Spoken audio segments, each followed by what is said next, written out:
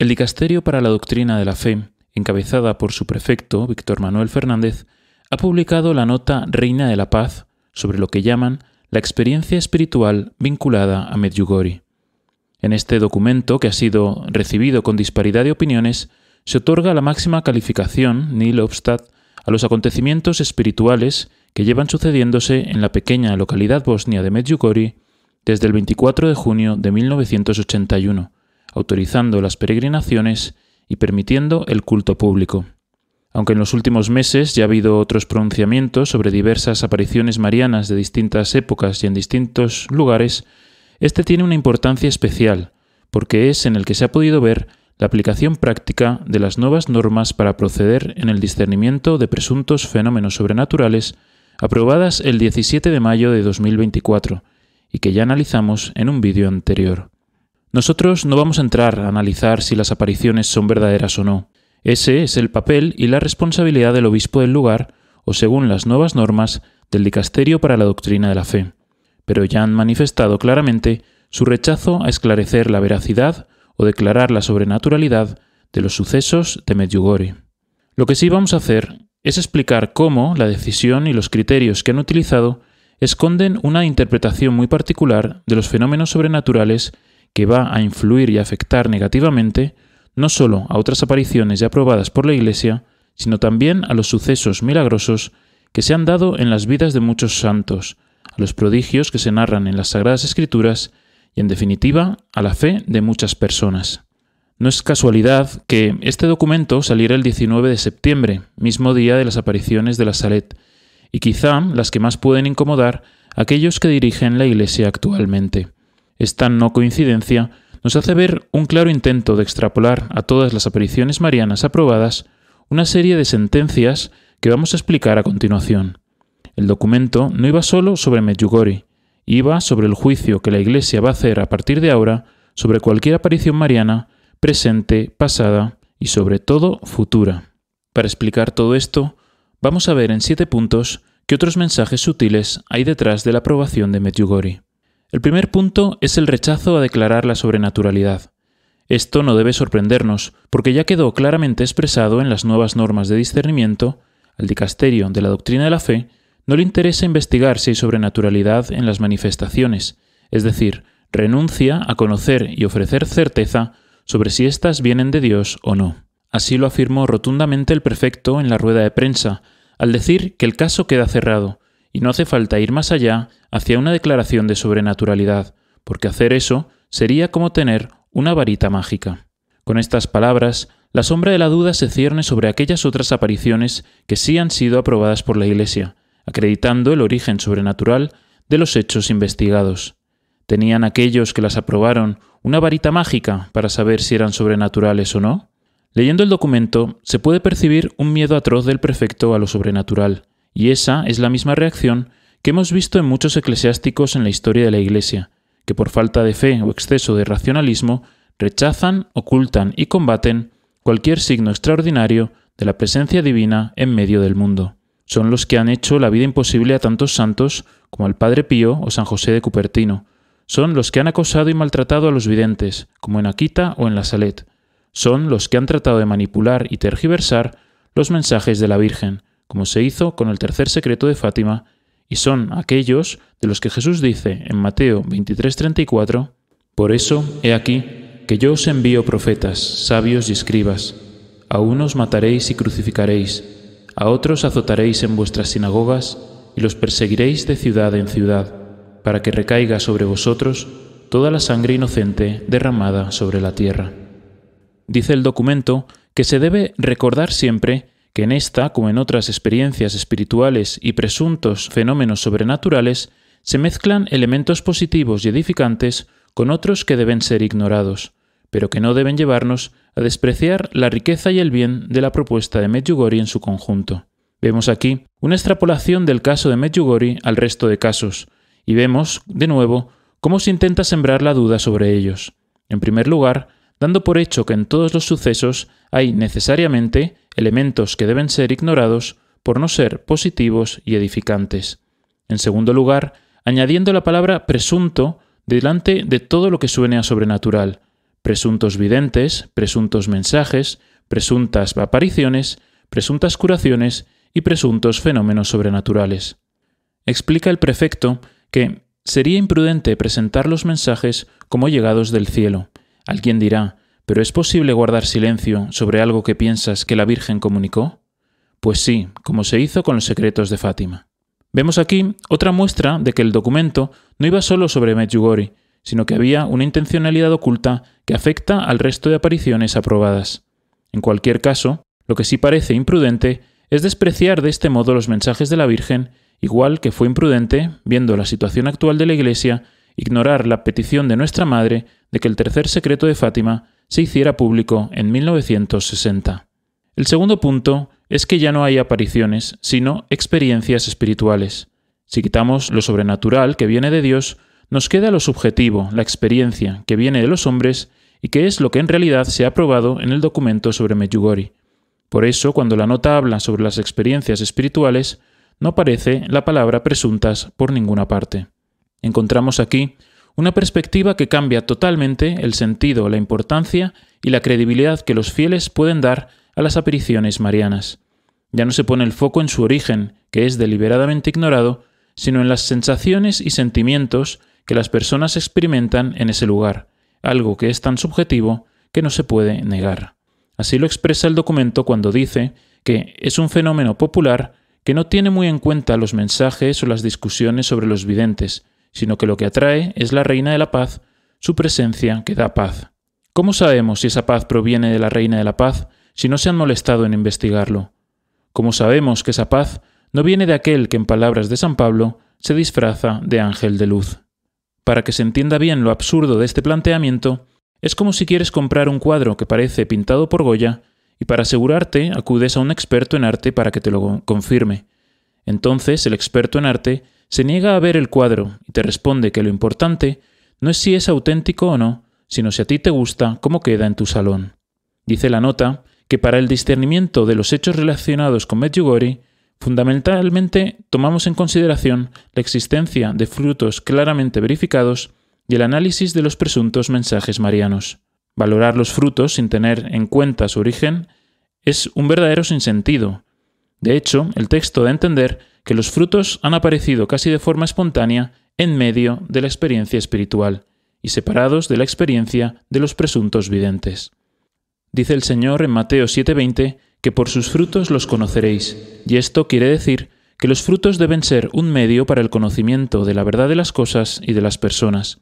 Si nos quedamos solo con los frutos, estaremos mirando como tontos el dedo y no la luna que está señalando. El tercer punto es la ambigüedad de la expresión experiencia espiritual.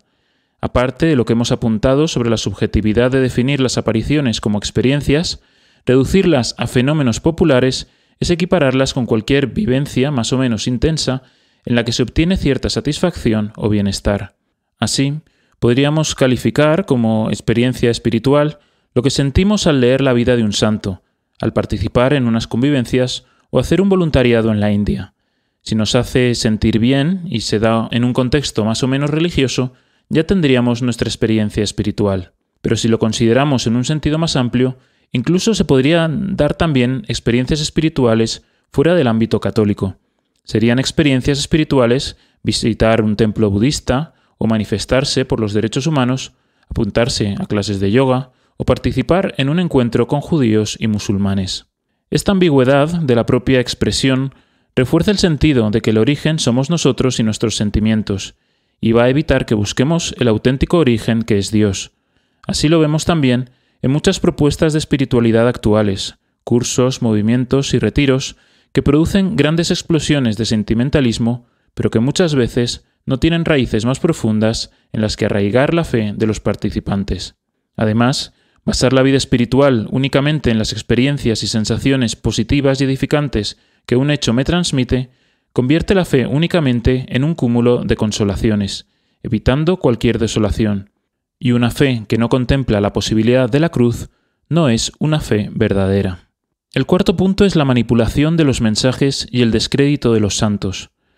Dijo el prefecto en la rueda de prensa: no estamos seguros de que sean mensajes de la Virgen, y los acogemos solo como textos edificantes que pueden estimular una bella experiencia espiritual.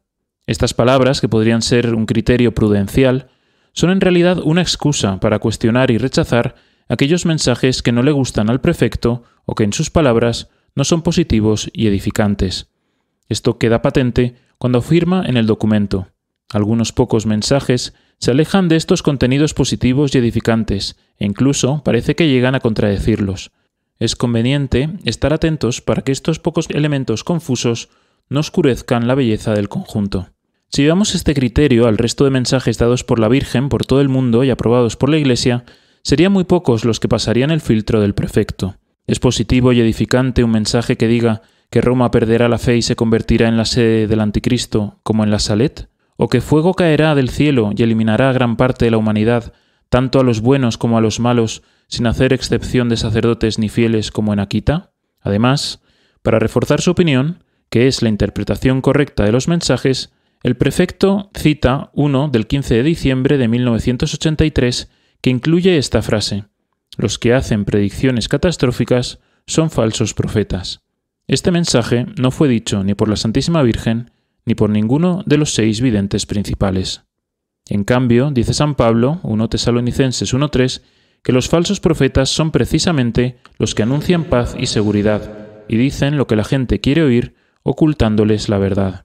Para poner un ejemplo más de cómo el texto trasciende al ámbito de Medjugorje y pretende influir en otros aspectos de la vida de la fe, el prefecto hizo unas declaraciones, sin venir a cuento, en las que puso en duda la catolicidad de los escritos de varios santos místicos como San Juan de la Cruz, Santa Catalina de Siena y Santa Teresa de Lisieux. Llegó incluso a acusar a la doctora de la Iglesia de luteranismo. Si no nos podemos fiar de los textos y de las experiencias místicas de los santos, ¿qué credibilidad pueden tener entonces los presuntos mensajes y señales de la Virgen? Cuando no se cree en la acción sobrenatural de Dios, cuando no se cree que la Virgen realmente se aparece en el mundo, entonces todo puede ser cuestionado, como veremos más adelante. Culmina el prefecto diciendo: «Si yo digo que estos mensajes son sobrenaturales, querría decir que son más importantes que los escritos de Santa Teresa de Jesús».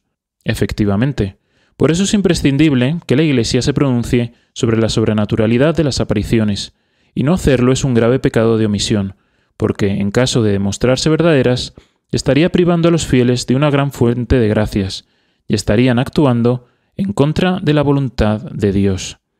Hay ejemplos de sobra en las Sagradas Escrituras de las consecuencias que sufren aquellos que persiguen a los profetas e ignoran sus mensajes.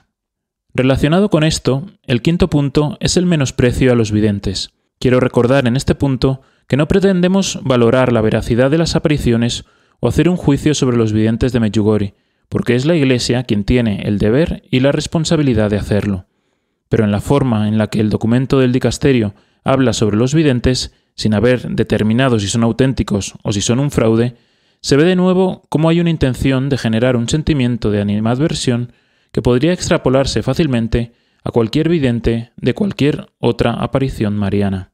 Comienza la nota explicando que las conclusiones no implican un juicio sobre la vida moral de los supuestos videntes, y continúa desvinculándolos de los frutos positivos que se producen sobre todo en el contexto de la peregrinación a los lugares de los acontecimientos originales, más que durante los encuentros con los videntes para asistir a las supuestas apariciones. Para el prefecto, los videntes ya no deben ser percibidos como mediadores centrales del fenómeno Medjugorje, y en la rueda de prensa el prefecto llega incluso a afirmar que la relación con los supuestos videntes es no aconsejable. ¿Por qué se desprecia a personas que pueden haber sido escogidas por Dios para entregar sus mensajes a la humanidad, si él mismo reconoció que ni siquiera se habían entrevistado con ellos? Quizá porque los profetas son los que mejor pueden interpretar el sentido de los mensajes que han recibido, y excluyéndolos de la ecuación, es más fácil apropiarse de ellos y filtrar cuáles nos interesan y cuáles es mejor ocultar. Esto se verifica cuando todo lo que no le gusta de los mensajes se atribuye a los humanos sentimientos de los videntes.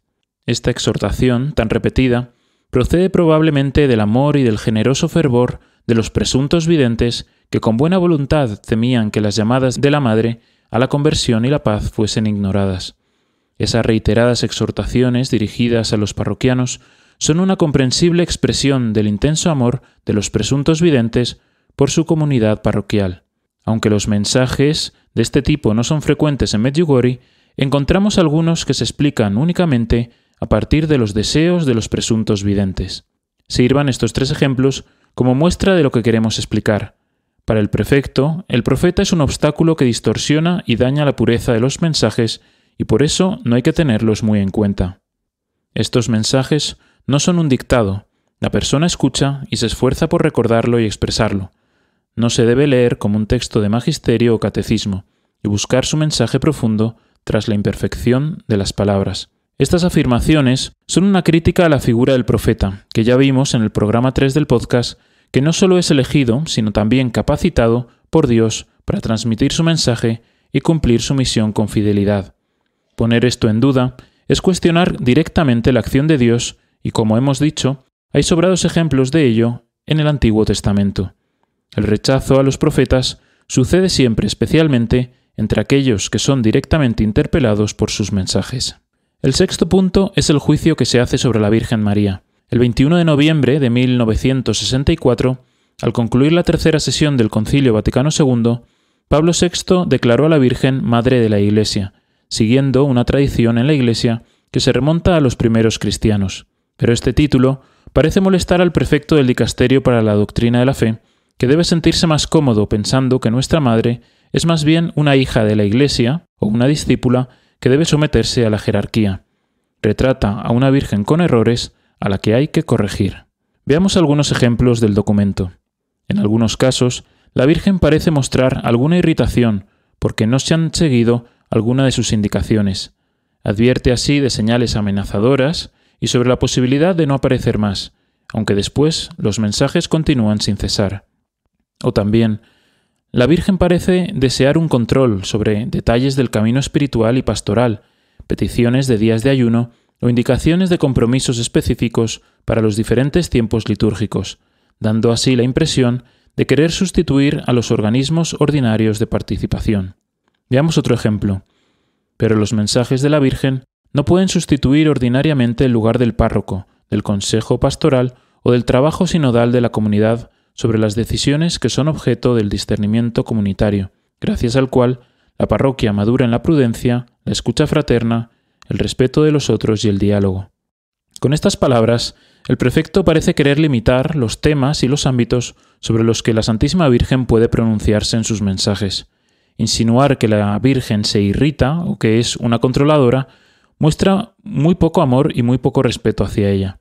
Vemos también cómo considera que la Virgen puede ser un obstáculo para la implantación de la sinodalidad, ya que se pone nervioso si algún mensaje interfiere en los procesos ordinarios de participación comunitaria. Estos son los mensajes problemáticos que hay que rechazar, porque en su opinión, la Virgen no puede estar en contra de la sinodalidad, y cualquier mensaje o aparición que vaya en esa línea será automáticamente rechazado. Tenemos otro ejemplo. Esta insistencia se convierte aún más problemática cuando los mensajes se refieren a peticiones de improbable origen sobrenatural, como cuando la Virgen imparte órdenes sobre fechas, lugares, aspectos prácticos y toma decisiones sobre cuestiones ordinarias. Ahora, la Virgen es también una mandona que quiere ordenar lo que tenemos que hacer y eso el prefecto no lo puede permitir. Si la Virgen anuncia algo indicando una fecha, un lugar o pide que se haga algo, entonces esa petición es de improbable origen sobrenatural para el prefecto. Con este criterio, todas las apariciones marianas de la historia, incluso las ya aprobadas, serían falsas, porque la Virgen siempre ha dado instrucciones muy precisas, concretas y claras sobre las cosas que iban a pasar y sobre qué había que hacer para evitarlas. Todas las devociones marianas inspiradas, como el Santo Rosario, los 5 primeros sábados de mes o las promesas del escapulario, serían también falsas, porque según el prefecto, la Virgen no puede inmiscuirse en el camino pastoral y espiritual marcado por los consejos sinodales. Pasemos al último punto, que es también una conclusión. A la luz de lo explicado hasta ahora, parece evidente que el prefecto no cree en las apariciones, pero trata de utilizarlas para atacar la fe de los fieles que sí creen en ellas. Y digo esto porque con los ejemplos que hemos puesto queda bastante claro el rechazo que el prefecto tiene hacia todo lo sobrenatural, no solo en las apariciones marianas o en los dones místicos de los santos, sino que esta sombra pretende extenderla también a los pasajes sobrenaturales que recogen las Sagradas Escrituras. Si esta afirmación te parece exagerada o increíble, esta impresión queda confirmada escuchando las palabras del prefecto. ¿Cuánto viene de Dios y cuánto de otras fuentes, deseos, cultura, etc.? También pasa en la Biblia, hay que discernir lo que es cultura y lo que es el mensaje divino. Queda así desvelada la meta última del prefecto, hacernos creer que no toda la Biblia es palabra de Dios, sino que hay pasajes que hay que interpretar a la luz de la cultura de la época.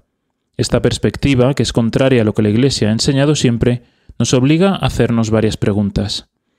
Si según el prefecto hay que ver las palabras de Cristo en su contexto cultural, ¿cómo no hacer lo mismo con las palabras de la Virgen que ni siquiera son revelación divina en sentido estricto? Si los sucesos de Medjugorje, que son actuales, recientes y cotidianos, no pueden ser evaluados en su sobrenaturalidad, ¿cómo podemos estar seguros de que los criterios utilizados anteriores son buenos y siguen siendo válidos hoy en día? La gravedad de este documento es que es un primer paso hacia la desacreditación de todas las manifestaciones sobrenaturales y mariofanías reconocidas por la Iglesia. Este documento ofrece una nueva línea de interpretación de los mensajes que advertían sobre los tiempos que vivimos y los que están por llegar. Si a partir de ahora los mensajes no les gustan o se empiezan a cumplir profecías negativas y poco edificantes de hace cientos de años, podrán más fácilmente desacreditarlas y atribuirlas a los deseos y fantasías de los presuntos videntes, a unos santos confundidos por la cultura de su época, o a una interpretación no sinodal de las palabras de Cristo en el Evangelio. Este documento es un ataque velado a la fe de los fieles y forma parte de un plan que se está ejecutando en 10 pasos. El primero es negar la importancia del origen sobrenatural de los sucesos. El segundo, limitar lo que la Santísima Virgen puede hacer o decir. El tercero es desacreditar a los profetas que han recibido los mensajes. El cuarto punto es convertir el suceso en una experiencia humana en vez de ser una acción directa de la voluntad de Dios. El quinto es poner el foco en los frutos y en los mensajes que no perjudican al plan. El sexto, revisar con el mismo criterio los mensajes de otras apariciones aprobadas en el pasado, rechazando lo que resulta problemático. El séptimo es cuestionar otras experiencias místicas y acciones sobrenaturales vividas por los santos y los criterios que se utilizaron para probarlos. El octavo es extender esta duda a todos los sucesos milagrosos y sobrenaturales que aparecen en la Biblia por haber sido interpretados según la cultura de la época. El noveno, quitando la sobrenaturalidad de la fe, todas las religiones son iguales y todos tenemos el mismo Dios. Y por último, como resultado, se ataca la fe de los fieles. Desvelado el plan, al final la única pregunta importante sigue en el aire. ¿Vienen de Dios o no vienen de Dios? Y esa es una pregunta que se niegan a intentar responder porque entonces no podrían cumplir su objetivo. Por lo tanto, se confirma el intento de controlar cualquier manifestación sobrenatural que pueda suceder en el futuro y el intento, por lo tanto, de silenciar a la Santísima Virgen María. Pero sabemos por la fe que si estos callan, gritarán las piedras, y si el hombre desoye y obstruye los avisos de Dios, Él se manifestará de una forma que ya nadie podrá ocultar. Entonces se cumplirá la más importante y esperanzadora de las profecías anunciadas por la Santísima Virgen. Al final, mi corazón inmaculado triunfará. No olvides suscribirte a nuestro canal de YouTube y compartir este vídeo con tus amigos. También puedes descargar en Google Play la aplicación de La Iglesia que Ilumina y aquí te dejamos otro vídeo interesante.